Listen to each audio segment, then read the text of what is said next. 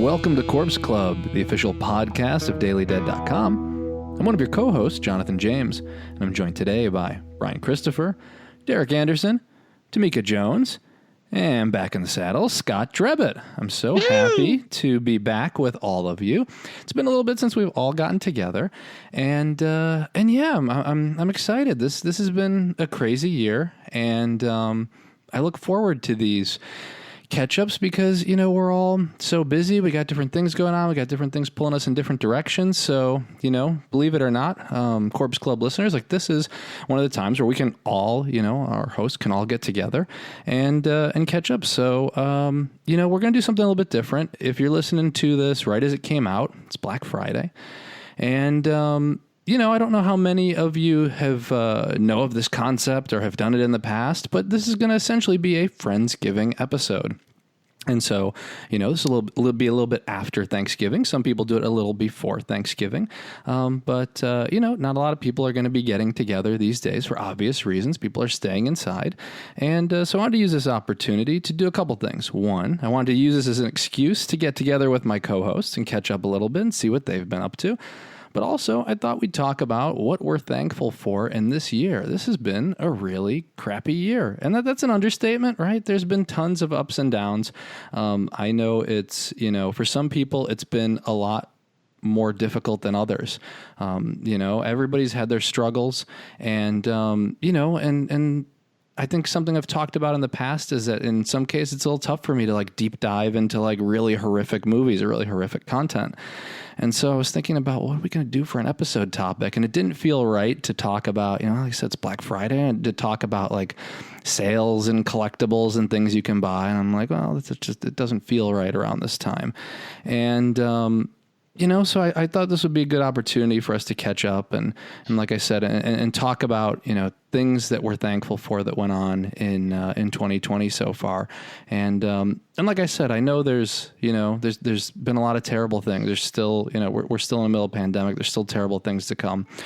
So I hope that what this episode does is at least it gives you a little break from the craziness. Maybe it'll give you some ideas of things that you can try with your friends and family. You know, or some, you know, maybe some recommendations for things you can do while you're stuck inside. So anyway, yeah, so I'm excited to catch up with all of you here. And you know what we're going to do is we're just going to keep it pretty loosey-goosey. We're going to, you know, go around the room, talk about things that we are thankful for. Like I said, with all the craziness here, what is it? There's no rules. So, you know, it can be horror, it can be non-horror. I know, you know, some people are, you know, are turning to horror as comfort food. I know for some of us, it doesn't make sense to watch horror movies in the middle of all this craziness. You know, and so let's start with you, Bryan. We'll have you kick us off. No pressure, of course. But what's, you know, something as you look back at, like I said, this crazy year that you're really thankful for? So at the risk of sounding very trite, I think the thing I am most thankful for is all of you. And that goes beyond the people that I'm talking to right now. I mean, obviously, you all are at the top of the list. Jonathan, Tamika, Derek, Heather, Emily, everybody in the Daily Dead family, but also just kind of like all the absolute worst. Oh, what was I? Oh my God, I skipped Scott. I thought you did it on purpose. It was so perfect. I'm such an asshole. I'm so sorry. Dude, all right. So, like, this has been kind of my year in a nutshell. I have, on one hand, I feel super lucky because I have been in a situation where I've never had to worry about my income well-being being threatened by the pandemic.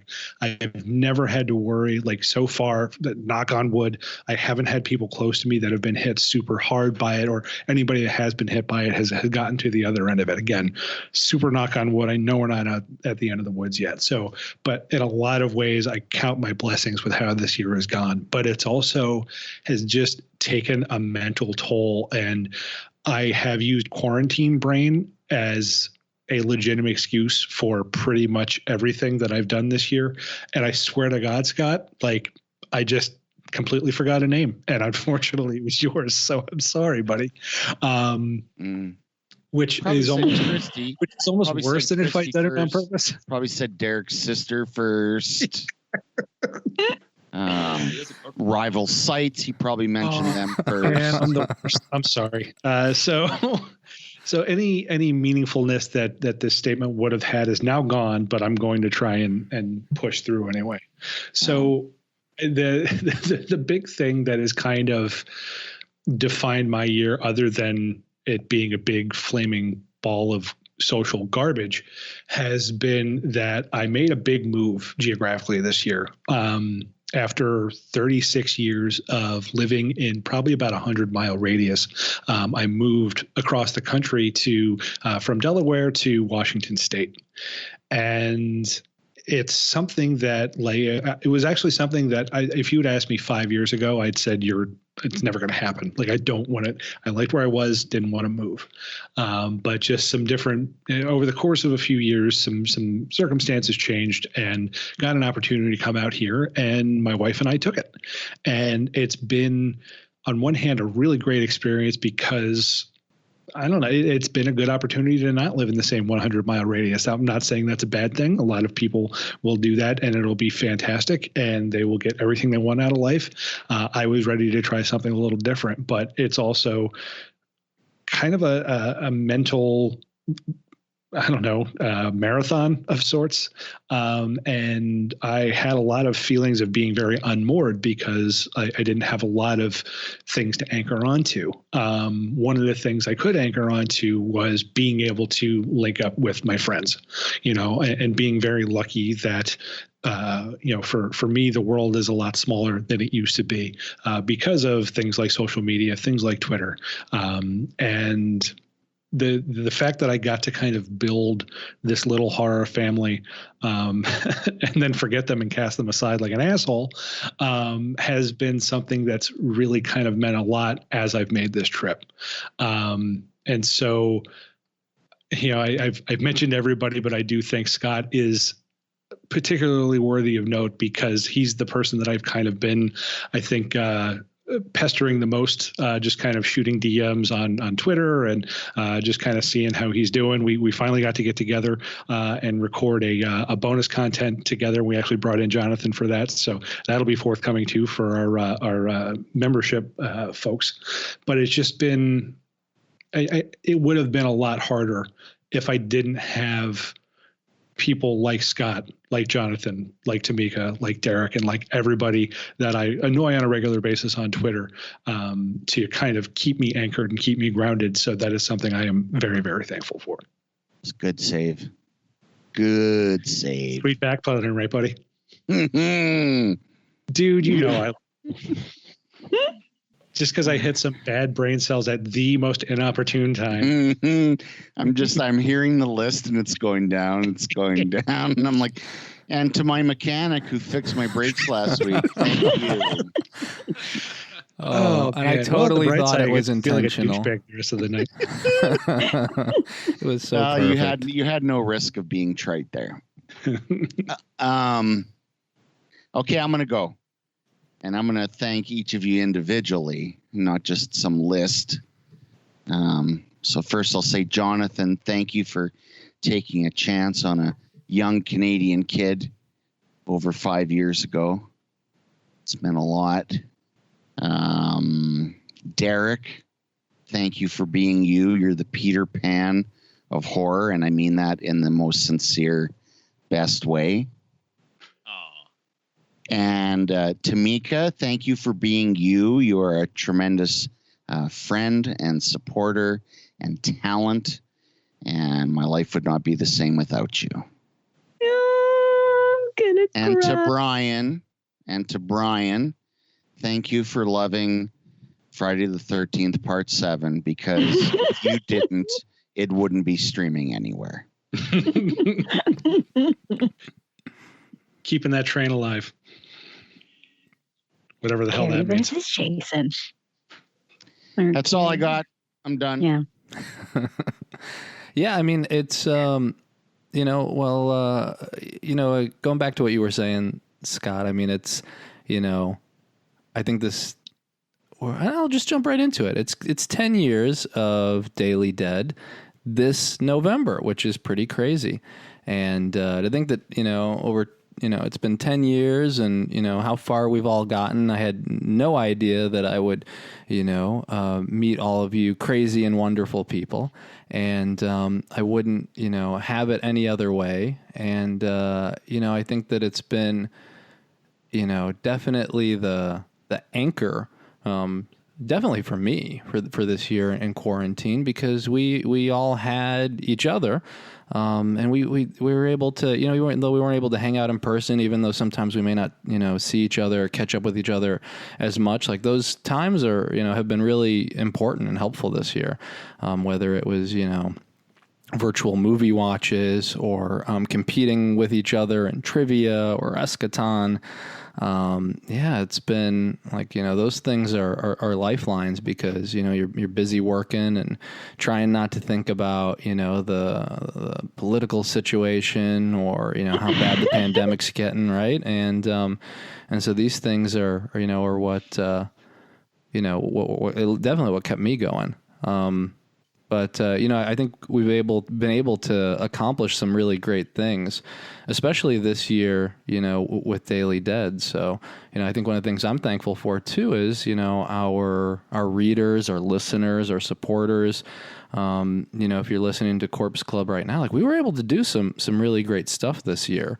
We were able to, thanks to, our supporters, we were able to expand our team, bring in new voices. We were able to, raise a decent amount of money to support Black Lives Matter. That was all thanks to our readers and followers. We really were able to push through our social channels, getting people out to vote. Getting young people registered to vote. So, I'm really I'm really proud of that. And it's been a whole team support thing, and that, Daily Dead, even though it's, what do you call it? Even though we don't have a mega following, we have enough where we can, every bit counts, especially when it came to, this election and everything. It was every little piece helps. And to think that, we were all able to, like I said, even make a little bit of a difference. I'm really happy to see us do that. So, I think, I'm always gonna look at like this 10-year mark and say, like, no matter what we've done with Daily Dead in the future, we had a really kick-ass 10 years and we had a really kick-ass year 10. And so, like I said, I was really happy to have all this stuff to, like I said, kind of anchor us. So anyway, I hope, like I said, it's been a good ride and hopefully, helpful for everybody here too, to have something to do. That's an interesting note that it's been 10 years. I'm curious for everybody, how long have you been involved with the site? I started as an intern in January of 2014, which seems just like yesterday, but yeah, that's a few years have gone by in that span. But yeah, that's when I started. So it had been around for almost half a decade at that point. What did you start off doing? Oh, let's see. Washing windows and getting the Daily Jonathan Journal and brings out his orders. Coffee for like 3 states away. Virtual coffee runs. Yeah. The traditional intern experience. So if memory serves me right, I started just with a little bit of everything because Jonathan wanted to give me the most all-encompassing intern experience as far as skill set and what goes into working in online journalism. So I started off doing like a couple of reviews. I think one of the first things I did was a review for Elm Street Legacy, which was the Nightmare on Elm Street documentary. That was one of the first things I did. And then from there, just did some Q&As like via email. And then eventually I did my first phone interview ever with the site, which was with Larry Fessenden, which was a lot of fun. And for the movie Beneath, which I believe, that came out in 2014. I think Scream Factory released that on Blu-ray, if memory serves me correctly. And from there, I eventually got into the news towards the end of the internship, and have been doing that ever since. So, wow, yeah, that's it was definitely. Oh, and the greatest thing ever was like literally the day after my last day of school was Wizard World came to Minneapolis for the first time ever, and Robert Englund was one of the guests, and so I ended up. Like Jonathan and I went over this whole game plan about how to approach the table and try to get an interview with Robert, and it worked. And like my first day there, I approached the table, I introduced myself, flashed the Daily Dead card, and eventually got to sit down with him for like 10 or 15 minutes. And so that's kind of like how my internship ended, which was awesome. I was like, if nothing else happens, it was well worth it just for that. And then, but lo and behold, I got a call a few days after that, and or somewhere in that time frame, and was allowed to stay on, so I didn't mess up too much. No, not at all. The exact opposite. Kicking ass every day. Yeah. Oh, that's awesome. Awesome. Tamika, how about you? What's your origin story? Oh, my origin story. I feel like a superhero now. Okay, so I thought about it, and I'm pretty sure it was 2011. It was around the fall time, because I remember wanting to cover that Munsters reboot that was called like Mockingbird Lane. Jerry O'Connell. Yep, one and done. One episode and done. I know, and I'm so sad nothing ever came of it, but I was so excited because I didn't have any writing experience. And I thought, well, this is I'm going to shoot my shot, and and hopefully, I get to keep doing this because I love horror, and I didn't have an outlet, before Daily Dead. So I'm glad that I'm still here. And then I got a bump because I got to do Indie Spotlight, which was a lot of fun. And that evolved. I'm trying to think what that evolved into, because it's basically the same thing, but it's not called Indie. Weekly Indie Spotlight to like a more regular horror highlights, which is what it is now. Yeah, horror highlights. There it is. Yes. Yeah. So that. Yeah, it should be that, and then called more regular horror highlights, though. I think that's a better more regular. And then every once in a while, have an irregular horror highlights. That's right. Fiber Musil, isn't that what it's called? Fiber Musil highlights. I'm really proud of that. You should be. That was some delightful wordplay. It just came yes to me. ending. Yeah, that's true. Well, since you asked, I started in April. Wait, who's talking? Who are you? 2015. Nice. I took a couple photos of some pieces I had written, and I sent them in to Jonathan, and he liked them, and we decided to do a column. And here we are. Our empire has been built. I'm literally laying on a pile of cash. Sure, it's Canadian, but it's still cash. And we're living large, man. What are you at? Like 250 plus dust offs at this point? 283, I think. Really? Wow. We've gotten to the point. 100 on the horizon. Oh. Yeah, we've gotten to the point where some of your dust offs need to be dusted off. That's how many. That's how many there are. Bryan and I were talking about a couple last night, and I'm like, "What one?" He's like, "Remember you did? I bought that because you did a dust off on it." And I'm like, "I did." He had to explain the plot to me. All right. Worst part, that one wasn't even that long ago. I know. It was earlier this year. I know. That one. Which means it could be anywhere between 5 and 10 years ago. That's correct. Okay, and then back to you, Bryan. What you got to share with the listeners? Yeah, what's your origin damage, story, man?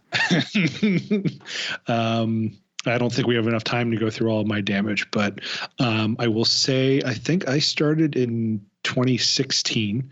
I remember I was doing my own blog for a little while and reached out to Heather. I actually just reached out to Heather Wixon to find out, like, what's the process to start writing for a horror website. I wasn't even necessarily, specifically asking, hey, can I write for Daily Dead? Just because I didn't even actually presume that was a possibility. And she said, well, we're always looking for more people, send me some of your stuff. And yeah, I sent her a few samples and we came up with Catalog from the Beyond. And I actually still remember it's not like it was, years upon years ago, it was like 4 years ago, but the first one I ever did was on my favorite Cronenberg movie, History of Violence, which I don't think gets enough love.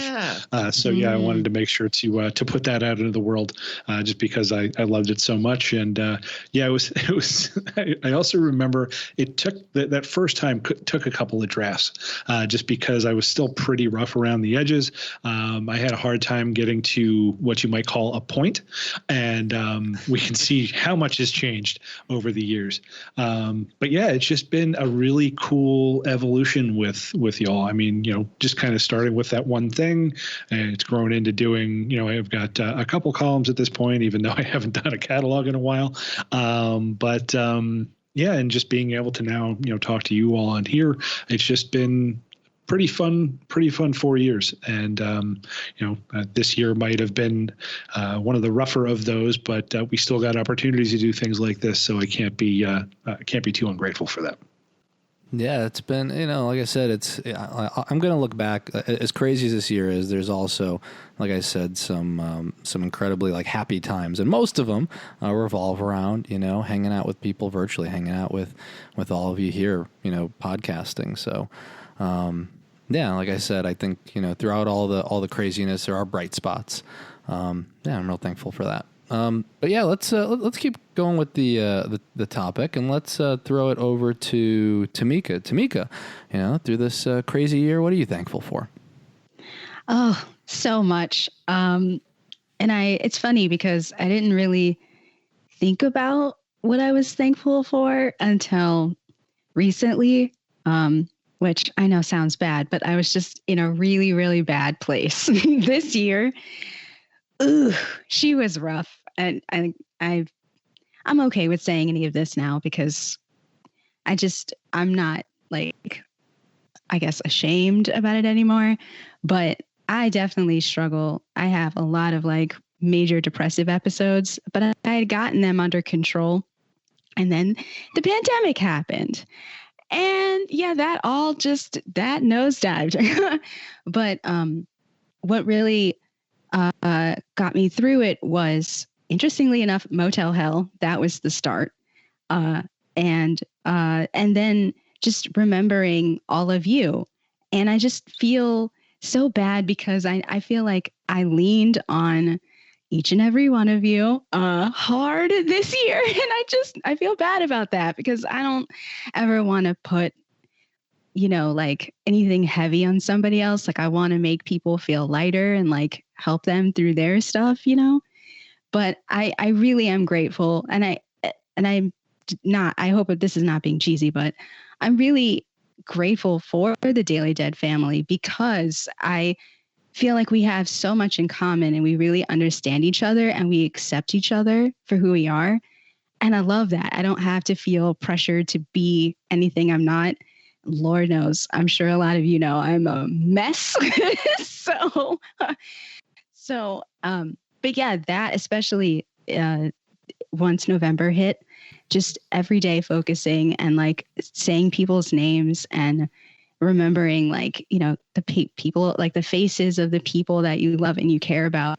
And that's definitely you guys and the readers too, because everyone is just so nice. And whatever I've written anything this year, people somehow find me on Twitter and reach out and they tell me their stories about the movie or whatever it is. And it's just so cool meeting them. And I'm like, oh, wow, something I wrote and they care about that. So I'm like, oh, okay, thank you. That's really nice. And then that just makes me feel I matter, oh, okay. Something I wrote touched someone. That's really cool.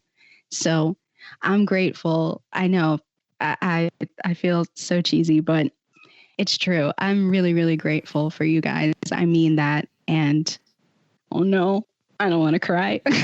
So I'm gonna stop. Talking now. Beautiful words from a beautiful person. Yeah, Tamika. Scotty. Amen. We're very, very glad that you feel comfortable being yourself around us. And that strikes a chord with me too, because I think that's something that I've struggled with for a long time, has been this sense that I need to be normal, like capital N, in order to fit in with people, Yes. which is something that I've only kind of gotten over that hump maybe as I've hit my 30s. And so part of why I was able to kind of come to terms with that was because of all y'all, just a group of people who, were okay being who we want to be, just kind of, weird quirks and all. And it used to be one of those things where I felt like I needed to hide those things. And now I feel like people can enjoy my company, not even necessarily in spite of them, but because of them. And so, for whatever it's worth, Tamika, you're not the only one who feels that insecurity. And so, it's, for me, it's a bit of a comfort to know that other people kind of have those different thoughts going through their head. And also even more of a comfort to know that if I've been any kind of small help into kind of assuaging those thoughts or insecurities or anything like that. So yes, you're the bee's knees. And I think everybody on here would agree. Oh. Yeah, for sure. Yeah. For a second, a little cry sesh. But yeah, and you never worry about, Tamika, never worry about, whether or not you're, what do you call it? Don't think you're putting us out or that you can't reach out. We're all here for each other. And I think what this pandemic is, proven for a lot of people is that, we're all in this together. And, I know especially for me, the only reason that I've been able to, keep going is because I have a strong support group from friends and family. I'm there for them. I know that people are there for me. This is, and very rarely can you use the word and mean it, but this is unprecedented. I mean, the toll that this has on everyone mentally, the toll this is having on people financially, it's crazy. And no one was expecting this, or no one knows, exactly how to go through all of this. So, you can reach out anytime, but I just wanted to say it. Oh, I love you guys. We love you too. Okay, I'm not gonna cry anymore. I'm done. I got it out. I'm done. I wasn't gonna do it. Okay. I'm done. And done. And scene. And Derek, I was gonna move it over to you. Your audio over there is a little quiet, so just calling it out. But oh snap! So anyway, I'm gonna Ryan over here. Come back in the room, Derek.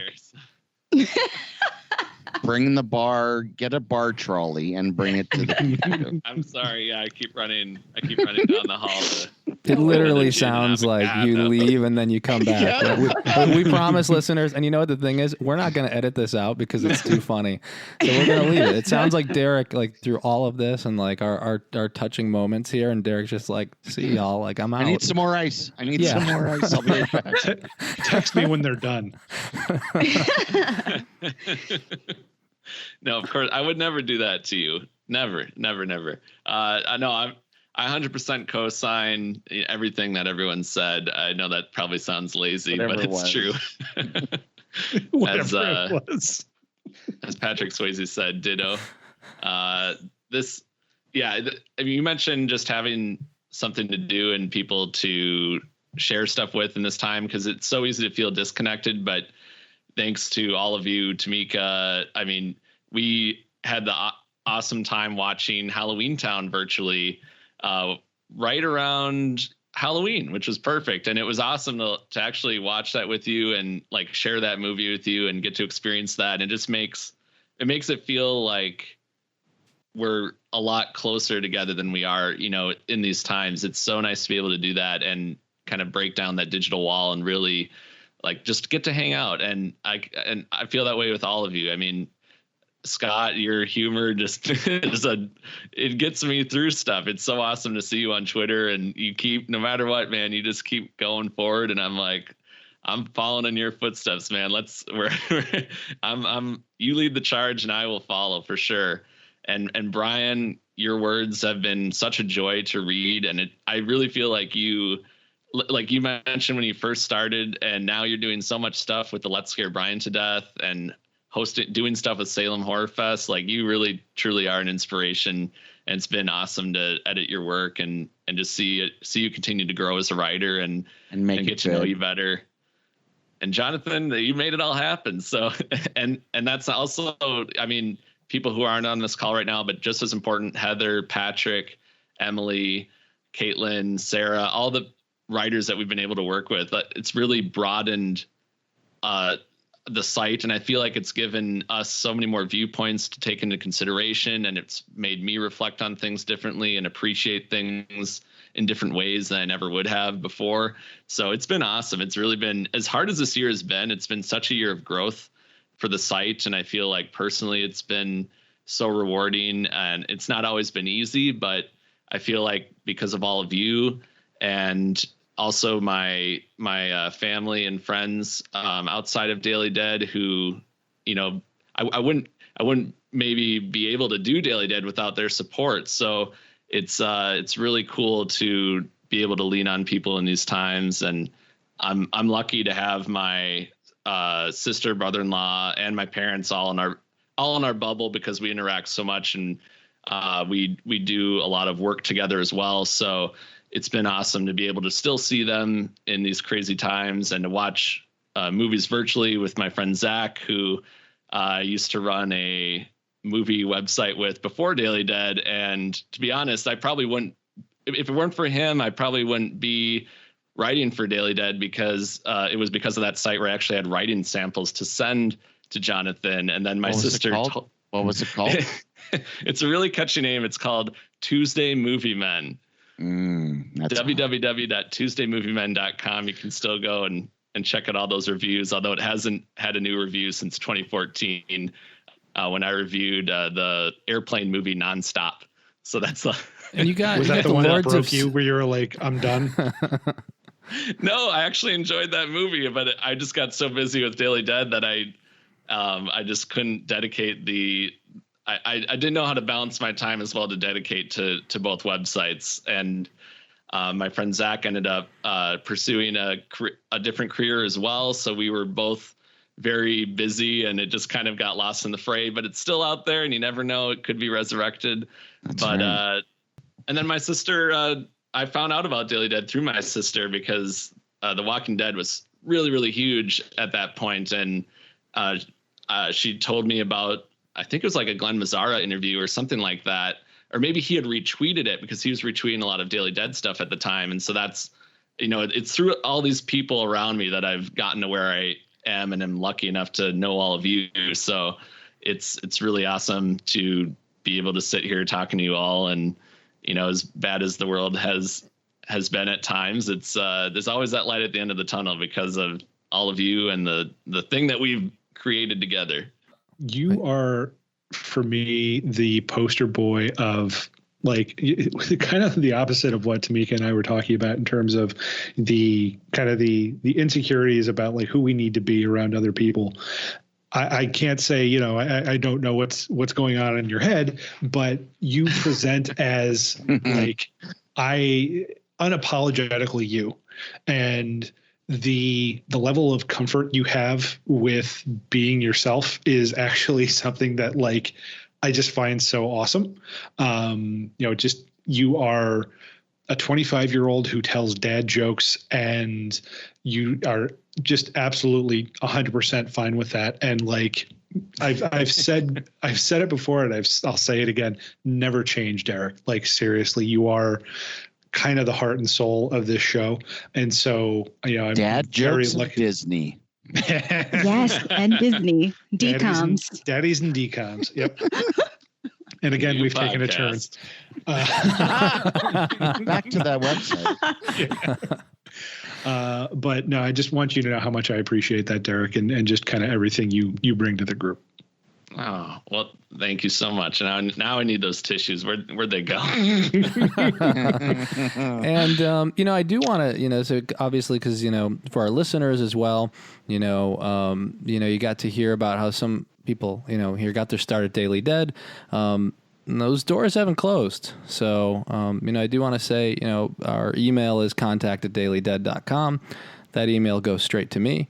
If it's been your, dream to write for a horror website, if you're, you could be a teenager looking to, write from, your perspective, which we do. There's a lot of, older writers these days. We can use a younger perspective, or, maybe you're bringing a new take or I'm talking about myself too there, a new take, a diverse take, whatever the case may be. You're looking to break in, send me an email.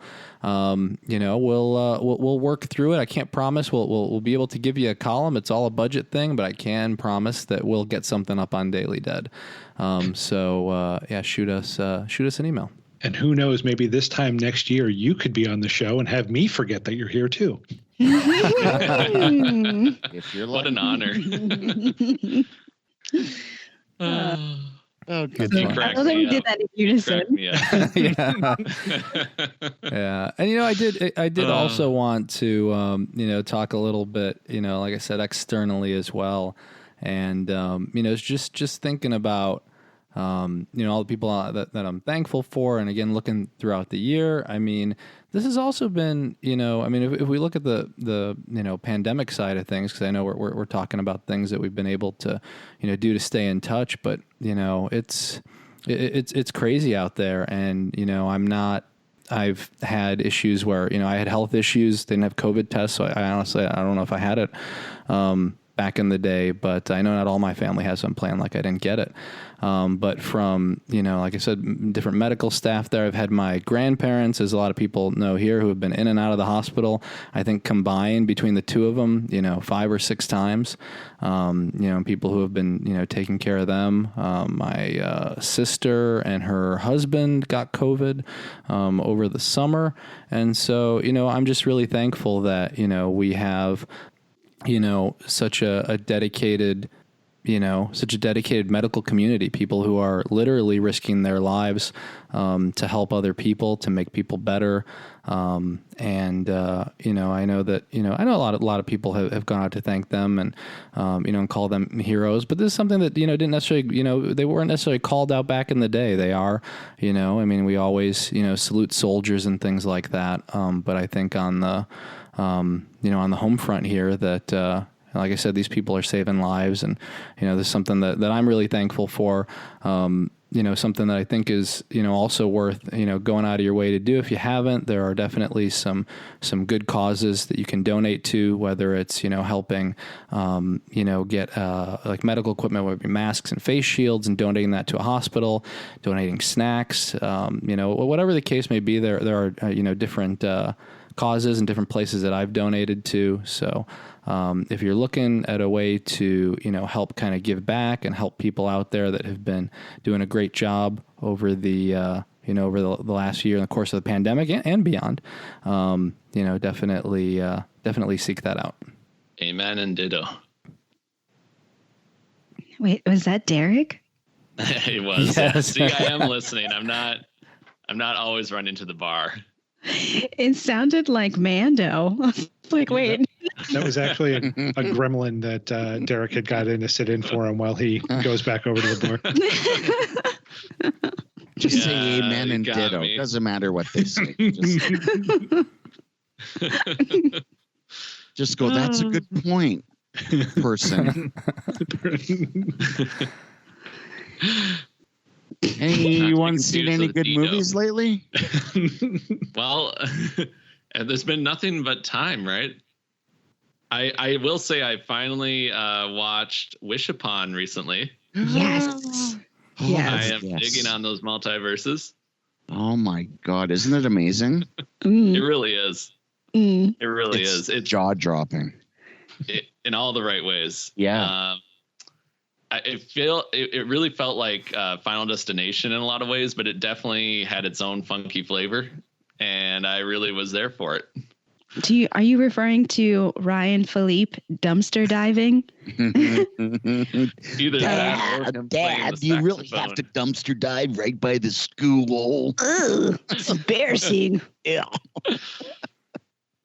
Yeah, I feel like gotta I love don't the- need to the see this angst. movie. I feel like I'm already I've seen it. You have to see I it. haven't seen this one. Oh God, guys, you got to watch Wish Upon. Yeah, I second It's that. amazing. I know you've been beating that drum for about a year now, and I don't know. You might break it before it actually happens. Well, I mean, I heard about it from Patrick and Adam Risky, who is going on, and Adam Risky has a very specific taste in movie, and I know exactly what it is, and he wasn't wrong. It's well, just ask Tamika. It's amazing. Yeah. Again, the dumpster diving, and then I It's can't absurd. say that. It's It is totally absurd. Yeah, Yeah. but well made. And the kills are really good though. Yeah, the kills are good. They are. It's well made. The script is horrible and wonderful. Which is hard to Perfect. pull off, right? Well, something that I'm trying to remember if we talked about, it's a little bit more recent. I think Jonathan and Scott, we might have brought it up very briefly on the bonus episode we recently recorded. But how many on the line have seen the Mortuary Collection? Yep. Oh, not yet. Ooh, Yeah. wow. Yeah. Oh, I'm On Googling. Shudder. Currently streaming on Shudder, I believe. Currently on Shudder. Yeah, it's So good. very, very good. Yeah. Nice. Oh, I think by the time we did the bonus episode, had I not seen it? I don't think I had seen it. No, but I've have you- seen it. have I've you seen seen it it since? now. Yes, I have. What'd you think? I really liked it. It was great. Yeah, it's a lot of fun. Derek and Tamika. It's Clancy Brown is a kind of this supernatural funeral home director who is telling these stories to someone who is interested in a job. It's this young girl comes in. She seems to be kind of a drifter, something along those lines. And part of her interview is that he tells her these different stories, which is kind of the framing device for the movie. And he is very much channeling like a weary, tall man kind of a figure. They've got him in like old man makeup. He's got white straggly hair. If I remember correctly, he's bald on top. So With a touch of Rocky Horror Picture Show. yes. Yeah. Oh. Yeah. If tall man like cracked a weary smile from time to time or gave just like a surreptitious wink every once in a while, that would be how Clancy Brown is playing it. And I was all for it. And the stories are very like they don't pull any punches, but it doesn't it still stays fun somehow. And it's got, and Scott will back me up on this, one of the best kind of wraparound framing devices that I've seen in an anthology in a while. Yeah, and all practical effects too. Ooh, I like It's that. really good. It's It's the really good. closest to Amicus Yeah. maybe ever. I Yeah. think it's closer to Amicus than it's probably closer to Amicus than Creepshow is, because Yeah. stylistically Creepshow is EC Comics, which Yeah, exactly. yeah. So I think it's the closest to Amicus I've seen in a long time. Yeah. And apparently, Jacob Elordi is in it. Elordi? Jacob Elordi. I don't Elordi. I don't know who that I is. hope I'm I don't know saying who that. this is. The Jacob Elordi? But Kissing Booth. If anyone appreciates the Kissing Booth, Oh, you know what? It's funny you mentioned that, Tamika, because before we watched Wish Upon, we watched the 2 Kissing Booth movies. So we were just on like a Joey King marathon. nice, That's like 6 degrees of Wish Upon, right? right? Now Clancy So- Brown is connected somehow to I'm Wish actually Upon. willing to Oh get a few no! more degrees away from Wish Upon. I think that Clancy Brown should just be in the new Kissing Booth movie. It should. I'd In- watch it. In the makeup from the Mortuary Collection. Yeah. Yes. That's right. The crossover we deserve. Yeah. And did anyone watch Scare Me yet? I did. Not yet. I really want to, though. It's great. I love it. Yeah. Really? Yeah, okay. it's really good. See, now I'm kind of bummed because I I was torn between that and Blood Vessel, and I went with Blood Vessel, and I probably should have gone with Scare Me instead. I'm I'll about leave it at halfway that. through Blood Vessel, and I'm not minding it. It is 100% fine. Like there's just it does the best it can, I think, with the budget that it has. And it has some very, very good creature effects, some good practical like makeup, things like that. The narrative beats are just kind of, there's just, I think what disappointed me was that there were a couple things that showed promise in taking things in some interesting directions that just didn't quite pan out. And trying to hear an Australian actor do a circa 1940s Brooklyn accent and not pulling it off was just he's playing an Australian in the movie. No. There's an Australian in the movie. Yes. Do you know what there is? Okay. Then there is a Brooklyn born, quote unquote, Brooklyn born and bred like cook. One of the secondary characters. Okay. That is an Australian man, and he is trying to do Brooklyn, and it's not quite working out. But all that said, the guy who plays the Russian does the Russian accent good. Yes, yeah, that he was pulling off very well. Yeah. Now, not being from Russia, I can't like say that with any kind of potentially like veracity. I'm not coming at it from how my accurate it people is. Are so it's pretty close. Okay. So yeah, I mean, see Bloodborne if you want, but from what I'm hearing, Scare Me might be the better way to go. You mean Blood Vessel? What did I say? Bloodborne. There's Bloodborne a on the feature brain for you. Yeah. Yes.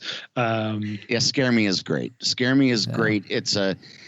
It's a love letter to writing and creating. And it just does some really clever things with its narrative that makes it closer to, say, a Broadway show in terms of tone. It's basically, it's a two-person affair, essentially, but Chris Redd from Saturday Night Live has kind of an extended part in it that's very, very funny way. Yeah, and it's just about two writers, one who's famous, one who's not, who get together through circumstances where they both have cabins up at a lake, and they swap stories. And her stories, she's the professional, are of course very ornate and quick, and he has more trouble coming up with suitable stories to tell. So it's about the whole craft of writing, of the torture and that sense of relief when you're done, or that sense of accomplishment when you think you've done something well. It's really, really, really good. Yeah, when I was reading the synopsis, I was kind of getting the vibe that they might have been like at least somewhat inspired by like the Mary Shelley kind of meeting of the minds where everybody came together and told the scary stories from which was born Frankenstein. From what I gather, it goes in a very different direction than that. But that's kind of the thing that I first thought of when I was reading the synopsis. Interesting. Yeah, it's a very sharp movie. Like it's obviously very dialogue driven, and the dialogue is terrific. The main actor in it, he also wrote and directed it.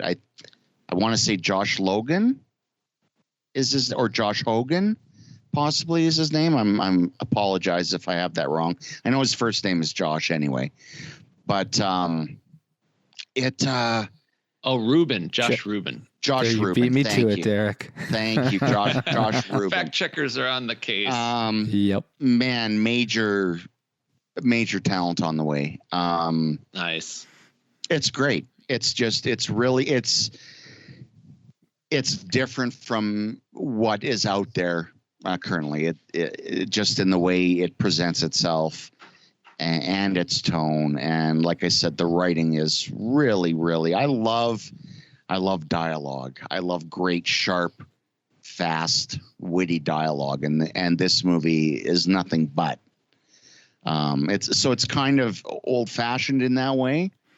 more like a 30s or screwball comedy. It has that kind of almost has that kind of energy to it, and it's two people trying to outscare each other, and it makes for a very entertaining watch.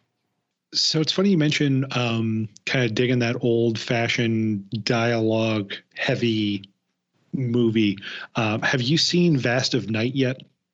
I saw some of it. I need to go back and rewatch it. But what I saw maybe the first 15 minutes or so, and I had to go do something. But I saw it interesting. I found it very interesting so far from what I saw. Yeah, I would say if, as someone who enjoys kind of that old-fashioned dialogue heavy, really kind of leaning into the script and having the actors, make that pop, that's really what Vast of Night does, because most of it is dialogue. So all the stuff that's going on, they convey just through the way people are talking about it. And it's kind of the antithesis to that old saying, show, don't tell, or yes. Yeah. So here they tell and don't show with a lot of it. And for those who aren't familiar, this is a movie where it's this very small rural town where these kind of unexplained phenomena are going on while this guy is recording or he's broadcasting kind of a very small time radio show. And he's kind of hooking up communication wise with the local phone operator, because this is like, if I remember correctly, like 40s or 50s. So she's like literally, one of the folks who takes the plug out of one hole, puts it in another. And so they're learning more as they have different discussions with other people about where this kind of mysterious noise that everybody's hearing coming through the feed is coming from. So, and it's really interesting the way they kind of turn that, essentially doing tell, don't show, but doing it in a way that's pretty effective.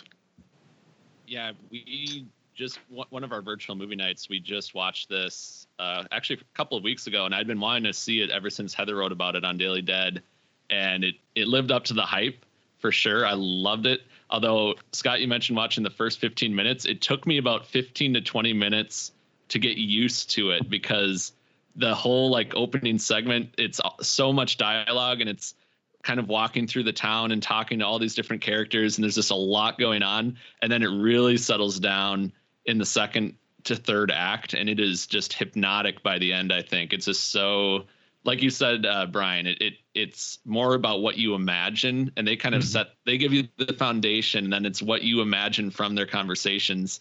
And it could easily have been like a podcast or an audio drama, the way that they set it up. It kind of reminded of the podcast King Falls AM, which if you like this, I would definitely recommend that, because it's really well done. And yeah, it was awesome to watch. Now, I think this is a safe place. As Jonathan had mentioned earlier, actually, we don't always, or not all of us, go towards horror in, times like these, whatever the hell these times are. Are there any other things that you guys watched or did, not horror related, that has worked as a nice comfort blanket? I'll start and say I love, because I find my attention span, even for a horror movie, is waning and ebbing and flowing in and out. I am very much with you on that one. Yeah. So if I find myself not in the mood for a movie, I will turn to something like Archer, which is just, speaking of writing, you don't even have to watch Archer to get the majority of the jokes, because it's all verbal. And so, 22 minutes of rat-a-tat-tat sharp dialogue into my brain seems to fit and stay. Anything beyond that, and I find myself starting to drift. So how about you guys? I have seen all 6 seasons of Schitt's Creek, which it's the show. I don't know who all has seen it. Well, let's start with that. Have you all seen it? I love it. I absolutely adore that show. No, I've never seen it. I haven't watched it. So, what kind of Canadian are you? I have. But I mean, yeah, Schitt's Creek, it took a little bit to grow on me. And I think it takes maybe a little bit of a longer time than the average show to find its footing. I personally didn't really love it until I started getting into season 2. And now it's rewatchable all the time, but this is comfort food for my wife and I. But man, as the show continues to go, I think it is one of the best shows and best examples of a show that gets better over time and, and sticks a landing and may even peak in its final season. The writing is incredible. The comedy, the character arcs. It's just, I mean, you could study just one character as a master class for what to do with a character arc, for gay characters, for female characters to make them real. And then you can also use this as a master class in acting. So many of these people, like Alexis, like Annie Murphy, who plays Alexis, is nothing like her. You would have no idea. You would have thought that they got someone that just, it was pretty close. She's not even close. And so to see all the facial expressions and the way she moves her hands, and to say nothing of Catherine O'Hara and Eugene Levy. But anyway, this show is absolutely fantastic. If you have slept on it, even if you're not sure if it's your thing, watch it. If you don't love it in season 1, just keep going. This show is fantastic. It's one of my favorites this year. Yeah, I got to get on that. Yeah, I think the thing I appreciate the most about it is that, I think we went through a lot of years where sitcoms kind of leaned into, like, let's watch bad people be bad to one another. Like the one that for whatever reason keeps coming into my head with that is 2.5 Men, where it's like none of these people are particularly likable. You might be able to find like humor in the fact that none of them are likable, but that's kind of, it gets old. And the thing about Schitt's Creek is that they are all super flawed people, but like I would say even in the first season, Jonathan, and correct me if you have a, kind of a different impression, none of them are bad people. They're just very kind of spoiled people. They've been spoiled by their circumstances. And, the premise is it's this, insanely wealthy family that was built on, oddly enough, a video rental empire. And we meet them when they're losing all of it because I think it was like one of their family members like took all their money and ran or something like that because they gave them like power of attorney, something along those lines. It was like their accountant. Something, yeah. And so they're forced to move to the one piece of property that they still own, which is a small town called Schitt's Creek, which Eugene Levy's character, the patriarch, had purchased for his son's 21st birthday as a joke. So now this is the only place where they can stay. And so it's kind of watching them navigate, kind of trying to pick up the pieces of their lives while also still just being very spoiled, bratty people. And the great thing about it, as I had mentioned, is just the character development. Mm-hmm. In most sitcoms, you would have expected like 1% growth over time, and for them to lean, and traditionally you'd lean in on the conflict. And like you had mentioned, 2.5 Men and other things, like it's, shitty people kind of stay shitty, and they may learn their lesson a little bit, but next episode they kind of go back to the way they are. Mm-hmm. And to see what these the journey for all these characters is just really incredible. It's some of the best writing I've seen. And in a way that's believable. So like you can see the arc, it's not something where it's like by the end, this person is unrecognizable. You can see how they got there. It feels totally organic. Mm-hmm. Yeah, I don't want to spoil anything. We'll have to talk offline. But there's a few moments in it where it's just like you can see the character struggle with like, is this normal? Should I be feeling this? Yeah. Like, should I have these feelings? Oh my God, I would 100% do a Schitt's Creek side podcast. Oh, we're gonna have to look to see if there's anything else. You could call it Corpse Creek. I like the sound of that. We might have to. There's so many good things in this show. Dailyshit.com.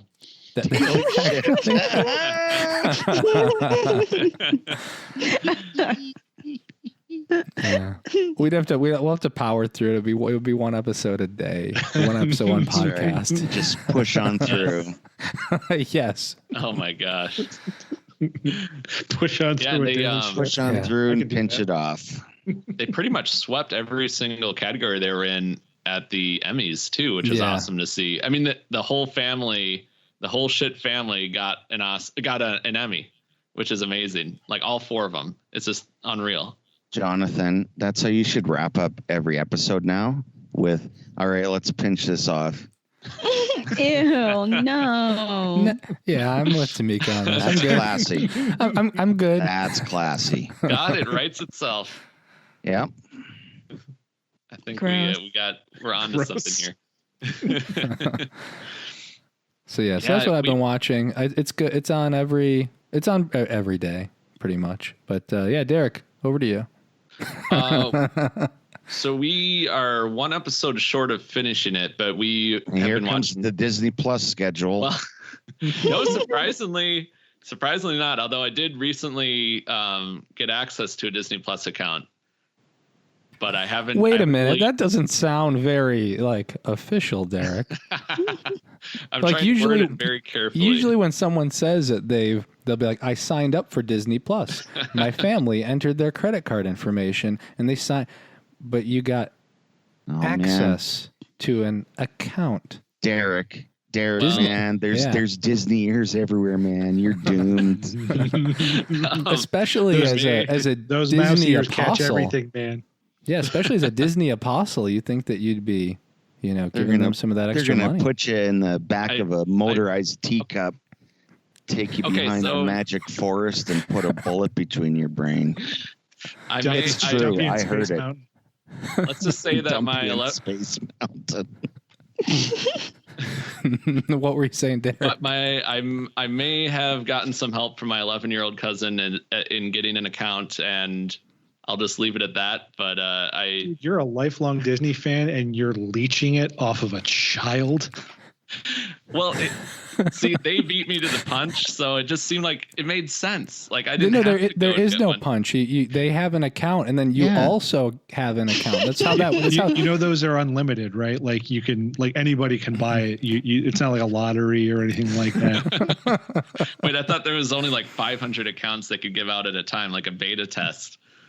Interesting. Who is going to look after the Disney Corporation with people like you just robbing them of $7 a month? They're going under now. I hope you're happy, Derek. No more DComs for small businesses. Now I feel you threw your cousin under the bus too. Yeah, that too. I mean, you got yourself in trouble when you said you got access to an account. We had to say something. Well, why did they make so many profiles available then? For within the household. Oh. Do you live with your cousin? No. Boo this man. I think you can still share it on a family account. I'm okay with that. Yeah. Yeah. See, don't come after me, Disney, please. I've been a lifelong fan. I'll make a donation. We'll get Mr. Boogity 2 going. Try not to trip with all that backpedaling, okay? Instead of donating, you could have just gotten the account. Hey, Derek. Yeah. Yes. I heard the bullets they use are shaped like Tinkerbell. For maximum impact. Yeah. Oh. Okay, I guess Peter Pan's going down, Scott. I flew too high to the sun, and now I'm coming down hard. So, Derek, what's your comfort food? Well, my comfort. Oh, right. So we've been watching Sherlock, the Benedict Cumberbatch series. Are you Yeah. stealing that from PBS as well, or? No, of course not. I'm not a monster. He bought a tote bag. I've got my Nina Toten bag. I'm paid up with PBS. Right, exactly. So that's been a lot of fun. We're kind of waiting to watch that last episode just because I'm not really sure if there is going to be any more after that, and we really enjoyed it so far, so it's almost like I don't want it to be over yet, but it's been really good. Derek, can I make a recommendation on that last episode and watching it? Yes. Maybe don't. Please. What? I just finished Sherlock recently as well, though I finished it this year. Oh. And I have the opposite opinion. I don't really. Yeah, and it's not Derek. Derek and all listeners, just earmuffs for a minute. Oh my God! You guys need kidding. another sidecast. another podcast. It's called No Shit Sherlock. It's a combination of Schitt's Creek and Sherlock. All shows with S's in the beginning. Yeah. So yes, that's right. That's the connection. I don't disagree with you at all. All Bryan. the Star Treks. Yeah, I don't disagree with anyone that doesn't like it, but I'll say I didn't hate it. That's all, man. That's all I guess I can say. I will say that the final shot, without giving anything away, the final shot of that show just kind of is the example, the perfect example of the weird turn it took toward fan service rather than what was kind of good about it in the beginning. And that's all I'll say. Yeah, I think that, well, I guess my issue with it is earlier, I guess, in that season. I think they made a lot of mistakes, and I'm like, oh, this is starting to be terrible.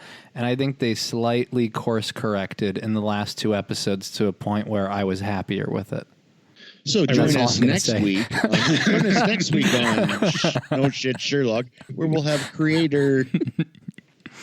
Oh, this is great. No shit. Stephen Moffat. Yeah. Yeah, we'll get Stephen Moffat. I want to talk to him about Doctor Who.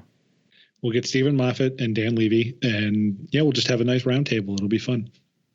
You know what? We're also catching up on. We only have 1 episode left of the drama Ozark. Oh, really? I've heard good things. Oh, it's fantastic. Is it like too depressing to watch nowadays, or It's not depressing at all? Really? No, it's really good. It's snappy. It's fantastic. It's part fish out of water. It's part mob thriller. It's part. It kind of has. I don't know. It's great. It kind of has like a Fargo feel. Oh, cool. To it a little bit.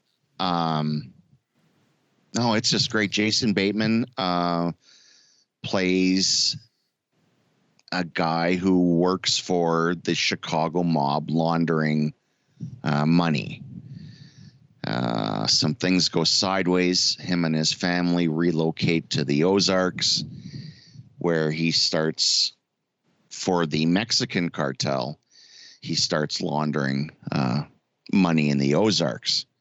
And he joins up with this old couple who have a heroin farm. They have a poppy farm, and they make their own heroin. And it has a great mosaic of characters, both northern and southern.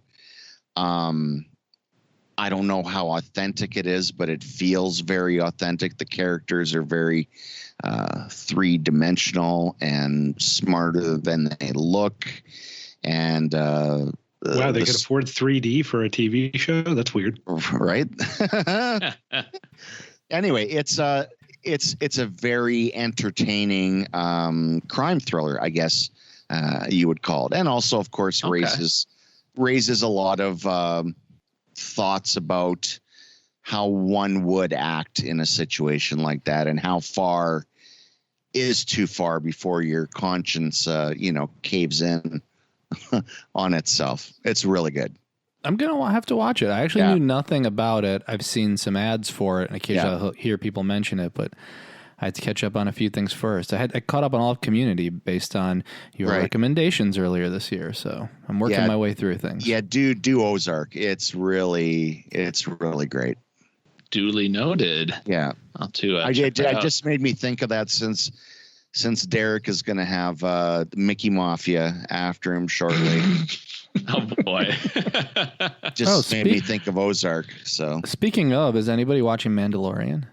Well, look, that's what I'll eventually be getting to. Wait, nobody here. I saw the Timothy Oliphant episode because that's really all I care about. We're not even through. Great. We're not even finished season 1 yet. Oh, it's so good. It's a best. I don't know. Is it? I like it.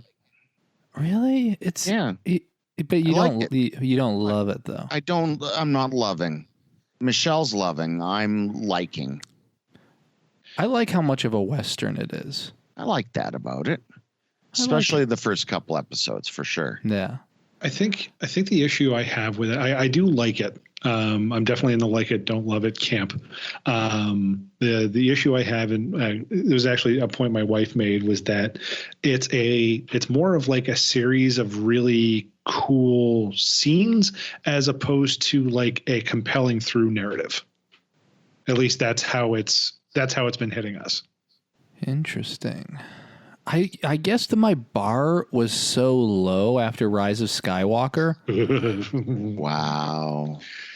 That it's like it couldn't be any lower. I could appreciate that. Well, why are you surprised, Scott? No, I'm saying like Attack of the Clones low, or oh no, I mean I think that I'm gonna not get completely on my pedestal. I'm just gonna like get one foot on the pedestal. Here we go. I mean, Rise of Skywalker, it was easily the worst of the Star Wars movies and probably the most detrimental, because at least when George Lucas made his prequels, they were his movies. It was his creation. Like, it feels like so many people were like tinkering and meddling with Rise of Skywalker. It doesn't feel like a cohesive narrative. I can't imagine that anybody who finished it was happy with it, or who worked through it. Doesn't sound like it from the feedback that I've seen. It feels rushed. I mean, if it was the movie they wanted to make, but it doesn't seem like it was. Well, your answer was quite opaque, but I'll take it. You still not sure if you liked it or not?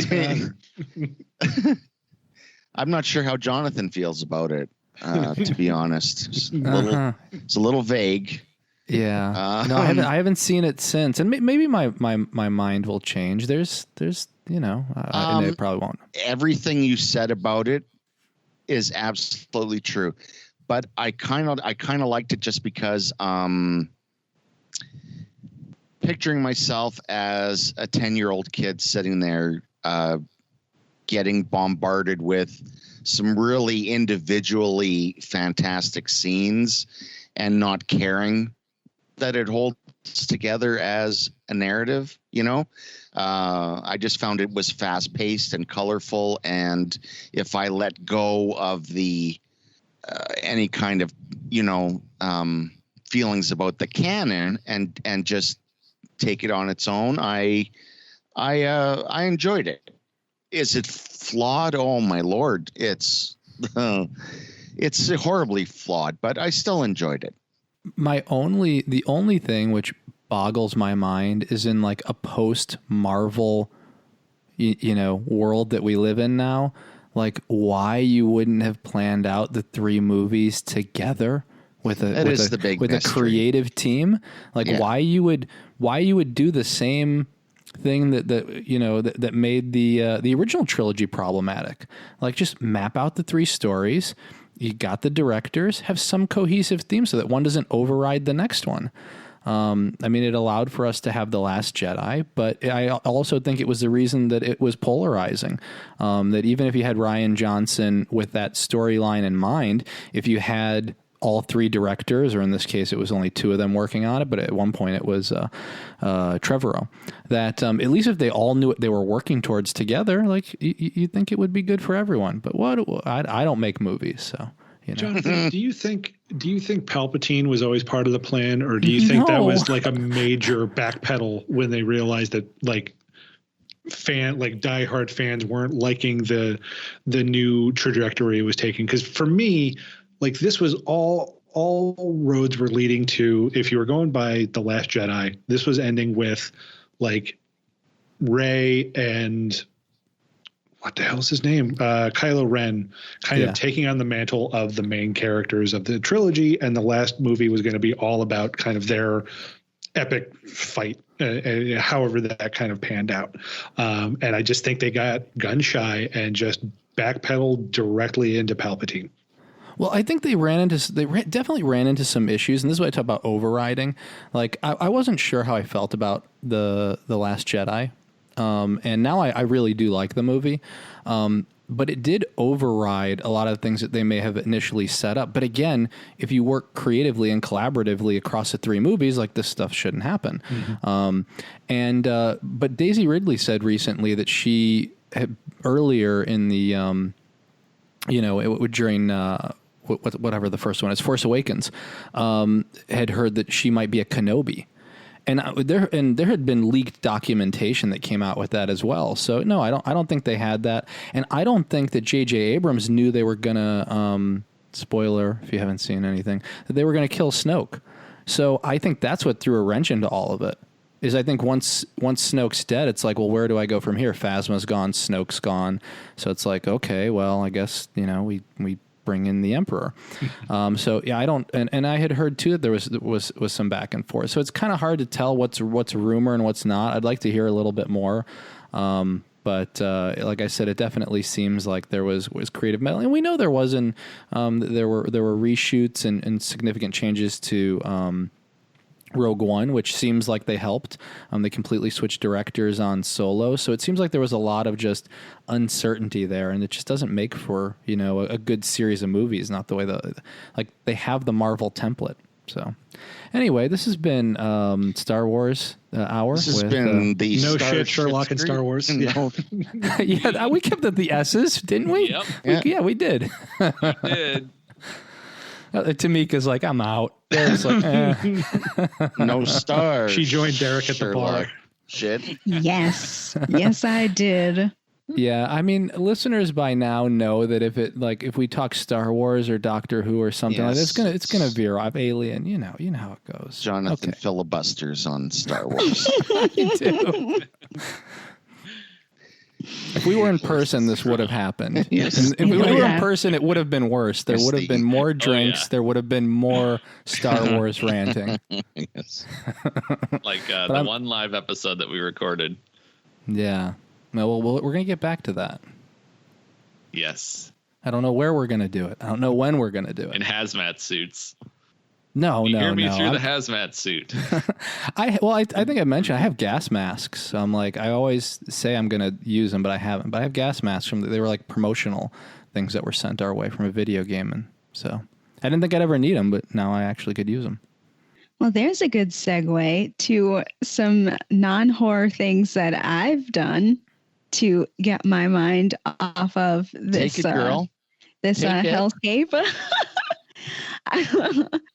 I've been really into video games, which is interesting because I can't really say I'm a gamer, and I mean the last console I had was, oh god, this might age me, but it was a Sega Genesis. Wow. That's awesome though. I love that's awesome. Don't make me don't make me pull out my Pong, okay? Okay. Nintendo 64, okay. No, Pong was the single paddles on either side of the TV screen with a line down the middle. And it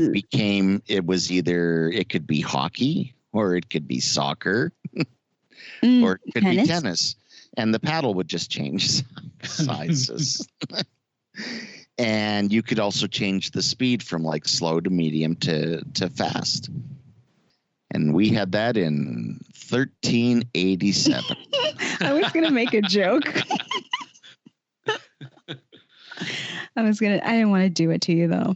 My friend Jebediah from down the road, he would hop in his cart, you see, and he'd come over and say, I'm going over to Scotty's to play some of that Pong.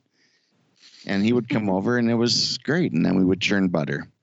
Got a big Amish community up there in Calgary? That's right. No, in Saskatchewan. I forgot what I was even saying. What were you? You were playing something. Video games. Yeah. Oh. Okay. So I play Animal Crossing Pocket Camp, which has been lovely. I've officially invited 25 animals to my campsite, and I unlocked the second level of my cabin. So I'm really excited. I get to decorate the upstairs. Okay, so I've seen this on the socials with the Animal Crossings. But I've never participated or played it. How does it work? What's going on here? So you're a human, right? Because you're like an actual person playing the game, right? And then there are like a list of animals that you can invite to your campsite. You have and a campsite. Yes, so you own like a campsite. You're like a camp manager. And there's always like different activities going on. So recently there was a Halloween event, right, for Halloween. So you have like a garden that's attached to your campsite as well that you have to tend to.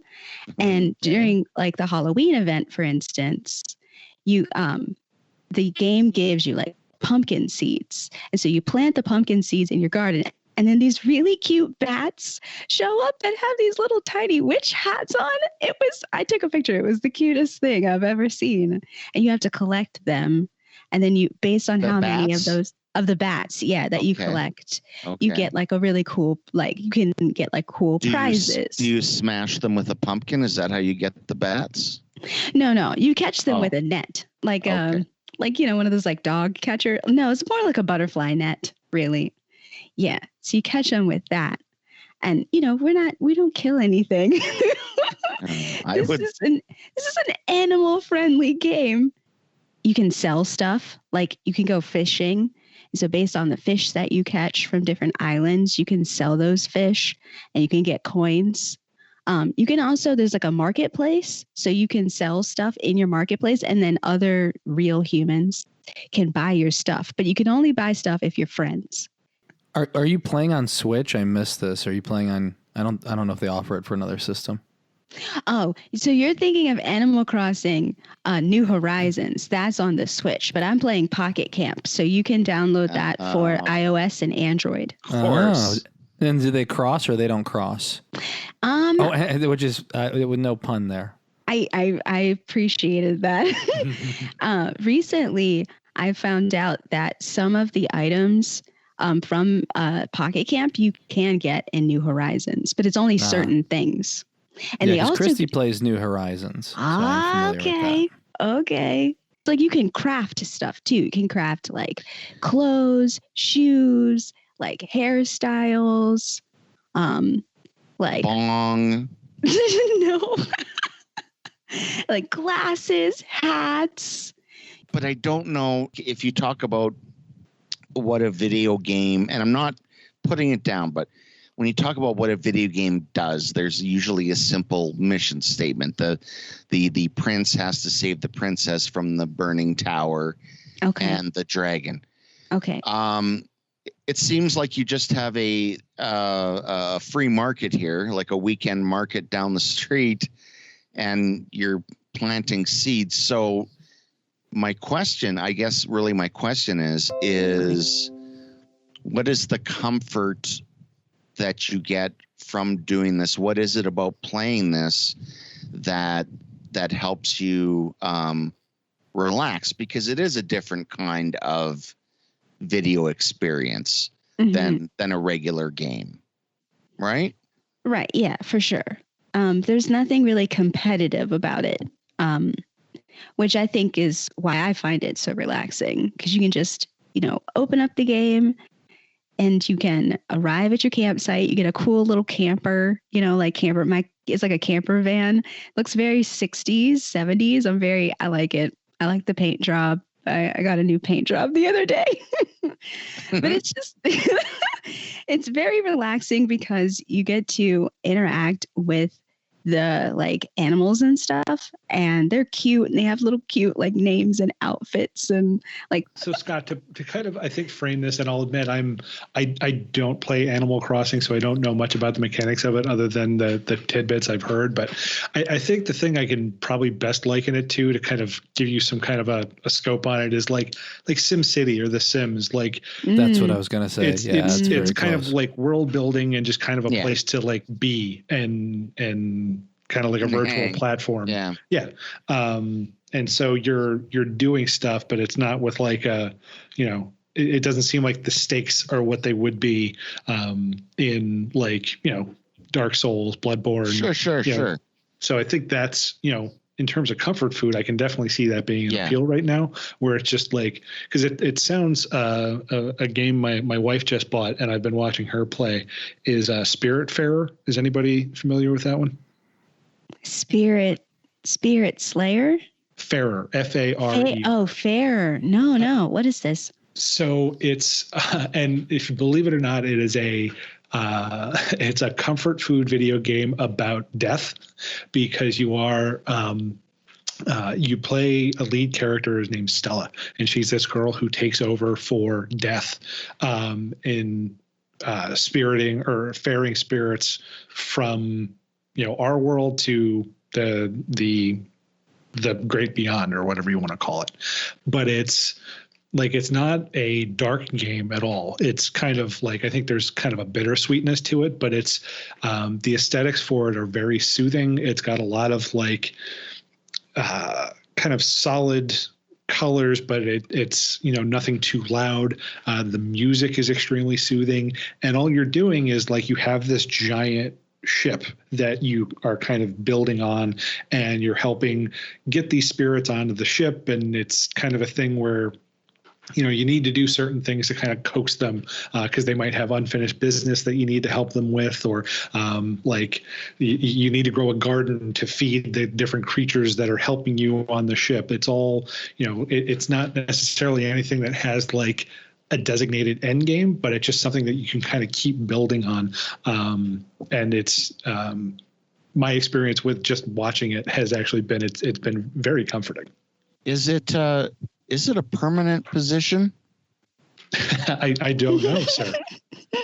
I mean, is she just taking over for death? Is he on vacation, or I'm getting a sense that she's like taking on the mantle for good. Okay. I wonder how she got that. I did not see that part of the exposition, so I couldn't tell you. Wow. I think there's a story there. I'm sure there is. I just because I don't know it doesn't mean it's not there. Yeah. All right. So Tamika, is that like, I mean, it's kind of taking some different themes, but it's kind of like, in terms of the mechanics and the kind of stuff you're doing, is that similar to Animal Crossing? Oh yeah, for sure. Yeah, there's nothing, I keep saying competitive, but it's true. Like, you're not. Yeah, I get that. Like I play Crash Bandicoot, and I'm not playing against someone though. Like, there's bad guys in it, people trying to harm me, but I'm not playing against someone. You know what I mean? I'm essentially playing against myself, right? Yeah. So I get that there is a certain feeling, a certain bomb that works when you do take out that element of competition, I think. And I like that you can, the game encourages you to make friends, because you get, I think, 5 or 10 leaf tickets for making friends with other people that play the game. So I have like a whole list of people. And yeah, Christy set up her, her island, and she had a museum she was filling up. So I know a lot of people are playing that one. She had a museum on an island. Yeah. It's, I mean, and it's expensive to set up because obviously, you're limited space, but she's got a museum. Sure. Yeah. Let's go to Museum Island. She fishes. Yeah. Fishing is fun. That, I think, is, even though I wouldn't think that would be relaxing in real life, it's relaxing in the game. I don't know why. Because I think it's because you don't know what you're going to catch. And you end up catching cool stuff. Like, I caught a shark once. I caught a giant octopus. It was like a kraken. And, oh God. And I sold it on the marketplace because at the time I really wanted to build a tree house, and it cost a lot of, I don't know why I cannot think of, they're not called coins. It's something else, bells. And so I sold the Kraken thinking no one's going to buy this because I think the price was like something crazy, like 250,000 bells or something. But one of my friends bought it. See, that's why you make friends in the game. And now it's just like lying unused and rotting on their on their seashore or whatever. Yeah. Some little octopus going, "Where's mommy? Where's mommy?" No, I know you're trying to ruin. Enjoy this your game treehouse, for me. Tamika. He will I not. enjoy this treehouse. My name's Tamika. I hate sea life. Gonna kill it all with my knife. I mean, he got the rhyme. I like that. It sounds like Gilligan's Island. It does kind of. I was keeping it tropical Yeah. or nautical. Brian, did you give us a comfort food? I I don't think so. I think I wove some of mine into what everybody was saying. I think my biggest, the stuff that I've had going on in the background the most since I got to Seattle, which I guess is pretty fitting, is Frasier. Just because that's one of those shows where it's like, you don't really need to pay, well, especially at this point, because I've probably seen it like 4 or 5 times through. But it's just one of those ones where it's like you can have it on the background while you're doing other stuff. And then every once in a while, like you'll go, "Oh, yeah, I love this scene." It's just a very silly show. It took some, when you look at it with 2020 eyes, as often the case, you see some weird directions it goes, like the working, Jane leaves, she plays Daphne. They work her pregnancy in by having her just get fat on the, like her character just gets fat. So it's basically just like a half a season of fat jokes while she's pregnant, which is weird. But beyond, some of the more problematic elements that, you're just going to see from shows that are 20 plus years old. It's just, it's easy. And I think this year is kind of like, I'm all about easy. So Frasier has been that for me. Very interesting. Yeah. You heard it here. Brian is easy. Yeah. I brought up Frasier. I don't know when, but yeah, I haven't seen it in ages. But yeah, I think there's no better way to end this podcast than by remembering Frasier. And that just weave in the theme song at the end, the jazz song with Kelsey Grammer. Oh God, yeah. Right. Sir Patrick Stewart, wasn't he? Yeah, he was. Yes, he was. He had a crush on Frasier. Yeah. Mm-hmm. Here comes a colon to salads and scrambled eggs. Good night, Seattle. We love you. Pinch one off. No. Thank you, Scott. We're not making that stick. Pinch one off. We're not making that stick. It might, Tamika. But before we leave, I have to mention because by the time everybody's listening to this, it'll be Black Friday, so it will be belated, but we're ahead of the game here. And Tamika, I want to wish you a very happy birthday. Thank you. Birthday to you. I know you still got it. I didn't think you were gonna. I didn't see that coming. Birthday to you. Happy birthday, dear Tamika.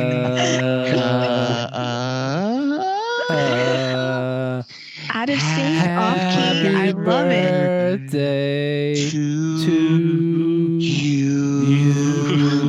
Scott's doing a Marilyn Monroe thing. Oh, I know. That's why Jonathan was trying to cover it up. He was doing his Joe DiMaggio. So happy early birthday from us, from all of our listeners. You can wish Tamika a happy belated birthday, and with that, our episode has come to an end. We hope you enjoyed our catch-up, our Friendsgiving, our what we're thankful for.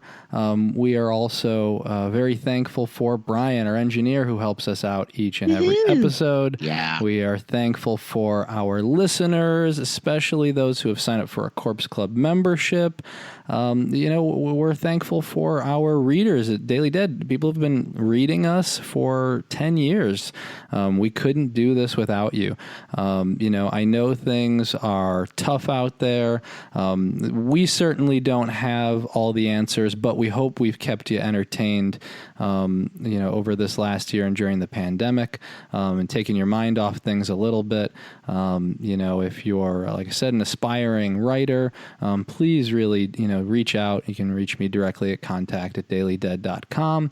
As I had mentioned before, there are some great causes that you can help support. There are whether it's, like I said, helping out with first responders or with medical equipment, whether it's supporting something like Black Lives Matter, the Trevor Project. There are a number of very worthy causes. I would say, I think the big thing is that, we recognize that there are people that are struggling. I mean, everyone, like I said, is struggling, but we recognize there are people that definitely have a lot worse off, and that, speaking at least for myself, that things are okay. And so, I think it's important that, we do our part to help those less fortunate in any way we can. If you're struggling financially, it doesn't mean that you have to, donate. You can help spread the word. You can help, help be there for your friends. There are plenty of ways you can be there, and just, keep pushing through this. There is a light at the end of the tunnel here. As I've mentioned before, and I'll continue to do it, any donations that, or any subscriptions to Corpse Club, I'm donating all of it to some of the causes I've already mentioned. So sign up for Corpse Club membership at corpseclub.com. Depending on your membership level, you get a t-shirt, a pin. We just sent out some t-shirts and pins to some of our members. So thank you for those who have signed up. And like I said, we're not taking a penny of it. We are donating it all back out, and we'll continue to do so for the foreseeable future. Don't forget to rate and review us on Apple Podcasts. Every rating and review really helps, and that's kind of a way to get us to more listeners. You can find us on Google Play and SoundCloud and all of your favorite podcast providers. We're on Amazon now. And if you want to get in touch, as I mentioned before, you can reach out directly to me at contact@dailydead.com. You can reach us at contactcorpseclub.com, or on Twitter. We're at Daily Dead News, and we're at Corpse Club. We're on Instagram and Facebook under Corpse Club as well. Thanks again for listening. I hope everyone stays safe, stays healthy, and most of all, stay scary.